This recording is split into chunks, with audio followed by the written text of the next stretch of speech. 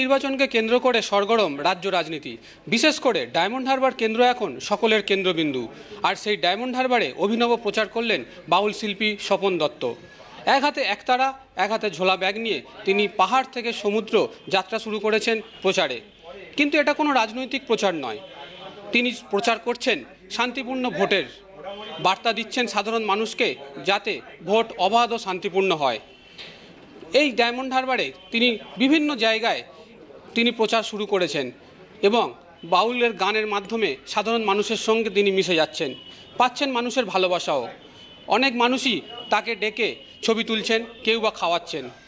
তিনি নিজে জানাচ্ছেন যে তার মূল উদ্দেশ্য এই বাউল গানের মাধ্যমে শান্তিপূর্ণ ভোটের প্রচার করা, এবং তিনি খুব আশাবাদী যে সব জায়গার মতো ডায়মন্ড হারবারেও শান্তিপূর্ণ ভোট হবে। নাটক এখানে হচ্ছেই, কিন্তু ব্যক্তিগত একজনের ইচ্ছায় আমাদের ভোট পর্বের যে শান্তির বার্তা নিয়ে উনি প্রচার করছেন একমাত্র নিজের তত্ত্বাবধানে, সেটা আমার কাছে খুব ভালো লেগেছে। 2016 সাল থেকে আমি সমস্ত ভোটে ঘুরছি, নির্বাচন কমিশনের কেন্দ্র এবং রাজ্যের সম্মানিত শিল্পী হয়ে আমি জেলায় জেলায় ঘুরেছি, দেখেছি বোমাবাজি, মারামারি, কাটাকাটি, খুনোখুনি, মায়ের কোল শূন্য হয়ে গেছে।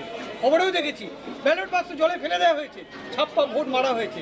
তাই আমি চাইবো 2024 ভোটে কেউ বোমাবাজি করবেন না, কেউ মারামারি, খুনোখুনি, হানাহানি করবেন না, কেউ যেন মানুষের কাছে ক্ষতি করবেন না, কেউ কোনো মায়ের যেন কোল শূন্য না। এর জন্য কি করছেন? এর জন্য আমি বাউল গানে গানে বার্তা দিচ্ছি রাজ্যের জেলায় জেলায়, পাহাড় থেকে সমতলে, সমতল থেকে সুন্দরবনে, জলে জঙ্গলে এবং এমনকি সাগরেও আমি চলে যাচ্ছি। কেন্দ্র সহ বিভিন্ন জায়গায় যে সমস্ত রাজনৈতিক প্রচার চলছে তার মধ্যে এটা অত্যন্ত অভিনব বলাই যায়। আমার শহর ডায়মন্ড হারবার থেকে জয়দীপ হালদার, কলকাতা টিভি।